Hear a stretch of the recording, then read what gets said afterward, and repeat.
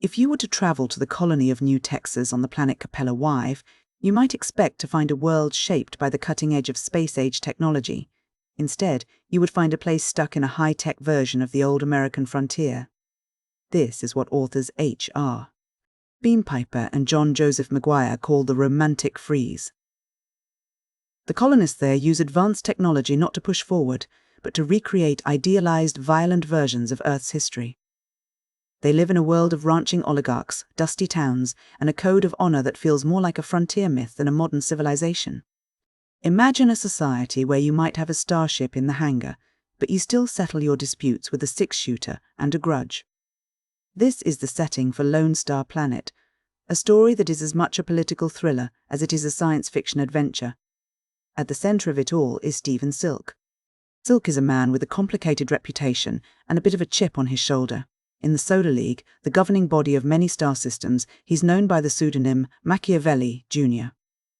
He earned this name after writing a provocative, brutally honest article about political realism that didn't sit well with the high society diplomats on Luna. Because of his bluntness and his tendency to see the world as a series of power plays rather than polite agreements, he's been effectively banished from the capital. Silk isn't a traditional diplomat who relies on pleasantries and tea. He is a man of cold, hard political realism. He's a former writer who has learned how to navigate the darkest corners of power, and he's been sent to New Texas on a mission that feels more like a trap than a diplomatic assignment. He is stepping into a role that is essentially a death sentence for most, as the position of ambassador to New Texas is notoriously dangerous. Silk's objectives are threefold and incredibly difficult. First, he has to investigate the murder of the previous Solar League ambassador, Silas Cumshaw. Cumshaw didn't just die, he was assassinated, and the circumstances were murky.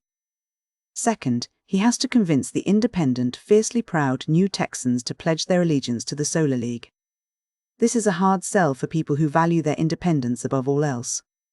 And third, he has to prevent a potential invasion by the Zor's-Rauf humanoid aliens who evolved from dogs and are eyeing the system with predatory interest. When Silk arrives, he doesn't look like a man of peace. He arrives wearing provocative local attire, boots and levies, a deliberate move by the Solar League. It's a calculated provocation, a way to stir up tension and perhaps justify a military annexation later on if things go south. The League is essentially using Silk as bait. He isn't alone, though. He's accompanied by Hoddy Ringo, who is officially listed as his secretary.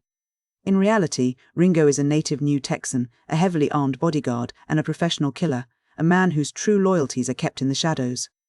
Silk quickly realizes that Ringo is the only thing standing between him and a shallow grave in the Capellan dust. As Silk settles into the local capital, New Austin, he quickly realizes that the rules of the Solar League mean very little here. On New Texas, the law is a strange, jagged thing. There is a decentralized power structure held by wealthy ranching families, and the legal system includes a terrifying provision, the justified assassination of politicians. To the locals, a politician is just someone with power, and if you can prove they needed killing, meaning they were acting against the public interest or their own constituents, killing them can be legally sanctioned. It is a society where the ballot box is often replaced by a bullet. Silk soon discovers that his diplomatic immunity is a complete myth. Under New Texan law, foreign diplomats are classified as practicing politicians. This means that, legally speaking, Silk is a legitimate target for assassination. This realization hits home when he survives an attempt on the life of President Hutchinson, the leader of New Texas. Hutchinson is described as a cat, a calculating politician who manages the delicate balance between the local ranching interests and the encroaching Solar League. He is a man who knows exactly how to survive in a world where the law encourages murder. The investigation into the murder of Ambassador Cumshaw begins to pull at several threads. Silk starts looking into the Bonney brothers, 3 local men who were caught at the scene of the crime. The prosecution's case against them seems solid at first. They were found with a 20mm auto rifle, a piece of high-powered hardware that is far beyond the means of a common rancher. It looks like a professional hit, and it suggests that the Bonnies weren't acting alone, but were perhaps hired by an outside force. As the trial of the Bonnies unfolds, the story moves from a detective novel into a high-stakes legal drama.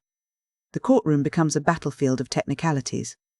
Silk, playing his part as the ruthless Machiavelli, realizes that he can win this case, but not in the way anyone expects. He doesn't want a simple conviction. He realizes that if the bunnies are convicted as political assassins, it creates a legal precedent that would make every future Solar League diplomat a legitimate target under new Texan law. So, he executes a brilliant, if morally questionable, legal maneuver. He argues that because Silas Cumshaw was a Solar League official and not a local New Texan politician, the local court of political justice has no jurisdiction over the crime. He essentially argues that the court is trying a case it has no right to hear. It is a masterstroke of legal maneuvering. By using this technicality, Silk forces the judge to dismiss the charges. The Bonney brothers aren't acquitted because they are innocent. They are released because the court simply doesn't have the legal authority to try them for the murder of a foreigner. The brothers walk out of that courtroom armed, triumphant, and clearly dangerous, believing they have won. The tension reaches a breaking point right there in the courtroom. The Bonnies, feeling untouchable and emboldened by their release, attempt to assassinate Silk on the spot. In that moment, the diplomat dies and the survivor takes over. Silk doesn't call for order or try to negotiate. He draws concealed weapons and kills all three Bonney brothers in a violent, chaotic shootout. It is the moment where the romantic freeze becomes a deadly reality. The polite veneer of diplomacy is stripped away, leaving only the raw, pragmatic violence that New Texas was built upon.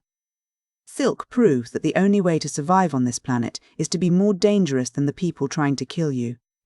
While the local chaos unfolds, the larger geopolitical stakes come to a head. The Zezrauf, seeing the instability and the internal strife of New Texas, attempt a surprise military strike against the Solar League. They expect an easy victory, believing the League is too distracted by its diplomatic failures. But they have underestimated the League's military might and the strategic positioning of the Space Navy. The League's fleet arrives and decisively crushes the Zezrauf forces in a massive space battle. This military victory is the final piece of Silk's puzzle. It provides the Solar League with the leverage they need to force a resolution. The New Texans, having seen the Zezrauf threat firsthand and the power of the League's navy, are finally open to a deal. The result is a treaty between New Texas and the Solar League. It's a compromise that reflects Silk's pragmatic nature. New Texas is brought under the umbrella of the Solar League for protection and strategic alignment, but they are allowed to keep their unique local autonomy. They get to keep their strange laws and their frontier culture, provided they stop being a liability to the League. It isn't a total conquest, but it is a controlled integration. The story ends with Silk staying on New Texas. He has transitioned from a disgraced writer and a cold diplomat into a man who has mastered the frontier's rules of violence and politics. He marries a local rancher, settling into the very world he was sent to manipulate. He didn't just observe the frontier, he became part of it. When we look back at Lone Star Planet, several interesting themes emerge. The most striking is the concept of the romantic freeze. Piper and Maguire are exploring a sociological phenomenon where a society uses its highest technology not to progress, but to retreat into a stylized historical fantasy. The colonists aren't trying to build a future, they are trying to live out a myth of the past. It's a commentary on how culture can use tools to stagnate rather than evolve, creating a world where the good old days are maintained by high-tech weaponry. There is also the theme of provocation as policy. We see how the Solar League uses aggression departments to send diplomats like Silk into volatile situations. The goal isn't always to find peace, sometimes. The goal is to incite a conflict that provides a pretext for annexation. Silk is a tool of empire, even if he is a tool that has its own sharp edges. The tension between legalism and justice is another core element. The Bonney brothers' trial shows us a world where the law is used as a weapon rather than a means to achieve justice. Silk's decision to use a jurisdictional technicality to release murderers is a perfect example of this. He isn't interested in what is right, in a moral sense, he is interested in what is strategically effective.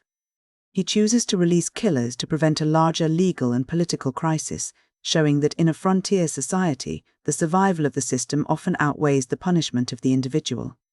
Finally, the book examines the nature of decentralized power. Even in an era of interstellar travel and advanced weaponry, the power of the local ranching oligarchs remains immense. Their private military strength allows them to resist centralized government control, creating a persistent friction between the local and the imperial. In the end, Lone Star Planet is a story about the necessity of adaptation. Stephen Silk succeeds because he is willing to abandon his old identity. He starts as a man who observes and writes, but he ends as a man who acts and survives. He realizes that to navigate a world defined by the romantic frieze, you cannot simply follow the rules of the old world. You have to embrace the violent, pragmatic reality of the new one. He enters the system as a diplomat and leaves it as a part of the landscape itself.